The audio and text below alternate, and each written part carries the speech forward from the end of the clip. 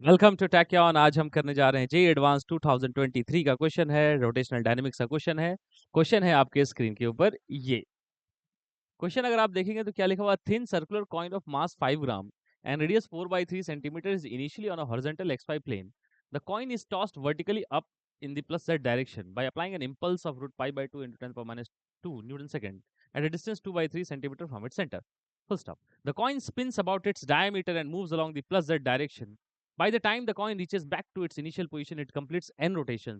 The value of n is, है ना? तो देखो बड़ा प्यारा सा सवाल है, चलो इसको करते हैं। देखो क्या है इसमें, हो क्या रहा है। देखो क्या कॉइन को टॉस करते हैं ना, बड़ा अच्छा इसमें केस दिया है। जब कॉइन को टॉस करते हैं तो टॉस करते समय सेंटर पे अगर आप फोर्स लगाएंगे तो सीधा ऊपर जाएगा और सीधा नीचे आ जाएगा। तो क्या क्या वो जो इम्पल्स लगाया है उसने उसने वो सेंटर ऑफ मास पे ना लगाकर कहाँ पे लगाया है, देखो यहाँ पे एग्जांपल दिया हुआ, इम्पल्स उसने लगाया है सेंटर से थोड़ा दूर। तो उसने जो इम्पल्स लगाया है वो सेंटर ऑफ मास से थोड़ा दूर लगाया है, इम्पल्स सपोज जे।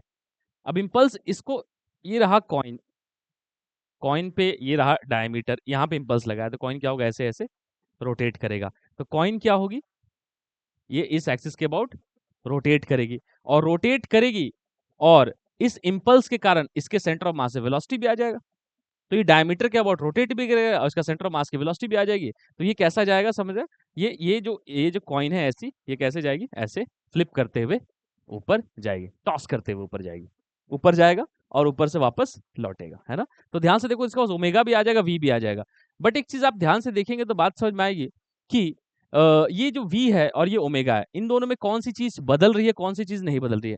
क्या इस पूरे बॉडी पे अगर आप ध्यान से देखें तो नेट फोर्स डाउनवर्ड लग रहा है, ग्रेविटी की लग रही है। तो ग्रेविटी की नेट फोर्स के कारण क्या होगा, वेलोसिटी में चेंज आएगा। ओमेगा में कोई भी चेंज नहीं आएगा क्योंकि कोई भी टॉर्क नहीं है ना, कोई टॉर्क नहीं है इसमें, इम्पल्स सेंटर ऑफ मास से ही पास कर रहा है ग्रेविटी। तो ग्रेविटी का कोई टॉर्क लग नहीं रहा सेंटर ऑफ मास के अबाउट, तो क्या होगा, ओमेगा कांस्टेंट रहेगा, ओमेगा फिक्स रहेगा, ओमेगा सेम रहेगा, सेम रोटेशन होगा, मतलब हाईएस्ट पोजीशन पे भी ओमेगा सेम होगा और फिर वापस लौटेगा, ओमेगा सेम रहेगा। क्या चेंज होगी, बस वेलोसिटी मैक्सिमम से जीरो जाएगी, फिर जीरो से मैक्सिमम। तो ध्यान से देखो तो वेलोसिटी यहाँ जीरो है और यहाँ मैक्सिमम हाइट तक पहुंचते पहुंचते उसकी वेलोसिटी हो जाएगी, सॉरी वेलोसिटी इनिशियल वी है, मैक्सिमम हाइट पे पहुंचेगा तो उसकी वेलोसिटी जीरो हो जाएगी। अच्छा, फिर वो वापस लौटेगा और लौटता है कितने वेलोसिटी से, अगेन लौटता है कितने स्पीड से, वी स्पीड से ही लौटता है। तो इसमें टाइम ऑफ फ्लाइट आपको पता होती है ना, क्या होता है time of flight, time of flight निकाल सकते हैं इसका, कितना लिखेंगे, 2v/g, है ना। अब वी निकालते हैं, चलो एक एक करके निपटाते हैं। नंबर ऑफ रोटेशंस पूछा है क्योंकि ये जब घूमता है ना सिक्का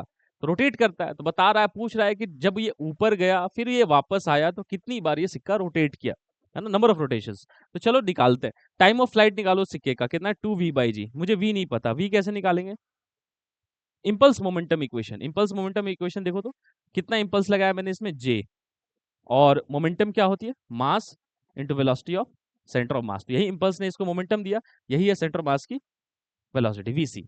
अच्छा, तो वीसी कितना हो गया, J/m, जिसको मैं, यही वी वीसी एक ही बात है ना। तो ये हो गया वीसी, हाँ, ये वी एक ही बात, ठीक। तो ये हो गया वीसी। अच्छा, ये वी आ गया तो यहाँ रख दो, टाइम ऑफ फ्लाइट कितना आएगा देखो, 2J/m/g। ये है time of flight of the coin, इतना टाइम हवा में रहेगा ये कॉइन, ठीक। अच्छा, अब ध्यान से देखो तो क्या करते हैं, let's try to find out the omega. Omega निकालते, तो ओमेगा कैसे निकालेंगे, ओमेगा निकालते हैं एंगुलर इंपल्स इक्वेशन से। तो एंगुलर इंपल्स इक्वेशन देखेंगे तो मान लो कितने डिस्टेंस पे इंपल्स लगा है, r डिस्टेंस पे। तो डायमीटर के अबाउट एंगुलर इंपल्स लिखेंगे तो कितना लिखेंगे, j into small r, angular impulse equal to change in angular momentum, L final minus L initial. तो एंगुलर मोमेंटम कितना होगा, I centre of mass omega, initial कितना था, जीरो।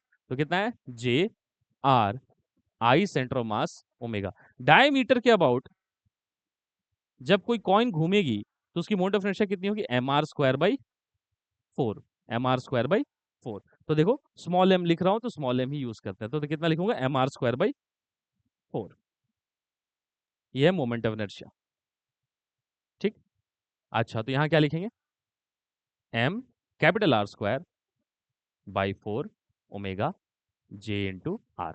अच्छा देखो तो r जो है ना, ये दिया हुआ है 2/3, r दिया हुआ है 2/3 और रेडियस कितना है, 4/3। तो r is half of the radius. तो इसको और मैं सिंपल कर सकता हूं, because given R is 2/3 and capital R is 4/3. तो I can see that small R is small मतलब capital R is small 2r है ना, या small R is capital R/2। तो देखो तो इस तरीके से मैं लिख सकता हूँ ना, यहाँ पे देखो क्या लिखूंगा, j into capital R/2 is equal to mr² by 4 into omega. R R cancel, 2 cancel, तो j कितना आ जाएगा, m ओमेगा R/2। ये हो गया j। इस j के हेल्प से मैं क्या लिख सकता हूँ, इस j के हेल्प से मैं लिख सकता हूँ ओमेगा। तो j की वैल्यू कितनी आई, m ओमेगा R/2। तो ओमेगा कितना हो जाएगा, 2j बाई एम आर। अब आएगी बात मजे की। देखो अब ध्यान से देखो, तो ओमेगा हमें पता चल गया। ओमेगा अगर पता चल गया तो हम ये जानते हैं कि एक रोटेशन में कितना एंगल घूमेगा, ये 2 पाई। तो एक रोटेशन में लगने वाले टाइम को क्या बोलते हैं, टाइम पीरियड। तो चलो सबसे पहले निकाल लेते हैं टाइम पीरियड। तो हमें पता है कि ओमेगा क्या होता है, delta theta by delta T. अगर पूरा एक रोटेशन हो जाए तो 2 पाई घूम जाए टाइम, और टाइम क्या हो जाए, टाइम पीरियड हो जाए। तो टाइम पीरियड अगर निकालना हो, इसको मैं स्मॉल टी बोल देता हूँ। ये वाला कोई स्मॉल टी है ना, डेल्टा टी ही रहने देते हैं, या स्मॉल टी ले लेते हैं, स्मॉल टी। ये कौन सा टाइम है, time to complete one revolution. तो ये कितना हो जाएगा, T is equal to 2 pi by omega. तो ध्यान से देखो तो 2 पाई बाई ओमेगा, ओमेगा कितना है, omega is how much, where is omega, I can see that, अच्छा यहीं पे तो लिखा है, ओमेगा इज 2j/mr। कितना लिखूंगा, 2j/m r, 2 कैंसिल, तो कितना है बेटा, π/m/j। ये क्या है, time to complete one revolution of a coin. अब बात लॉजिक देखो, अब मान लो टाइम ऑफ फ्लाइट मेरे पास कैपिटल टी है, और ये है time to complete one revolution. अब ये पूरे टाइम ऑफ फ्लाइट में मान लो कितने रेवोल्यूशन करता है, एन। तो N into N is the number of revolution of the coin, या number of rotation of coin, into time taken in one rotation, and we know that time taken in one rotation is pi m r by j. So I can equate now the total time of flight is equal to nothing but the number of rotation of the coin into time taken by in one rotation। तो क्या हो जाएगा, total time ही तो है। तो यही तो n पूछा है इसमें, देखो ध्यान से, यही n पूछी गई, नंबर ऑफ रोटेशन। तो क्या हो जाएगा, capital T by T, where capital is the T is the time of flight, and this time T is time taken in one complete rotation of a coin. ठीक, अच्छा तो capital T कितना है, देखो कैपिटल टी अगर आप देखेंगे तो कितना है, 2j/mg। कैपिटल टी है 2j/mg। अच्छा स्मॉल टी कितना है, π/m/r/j। इसको सेट करेंगे तो कैसे लिखेंगे, 2j/mg इंटू j/π/m/r।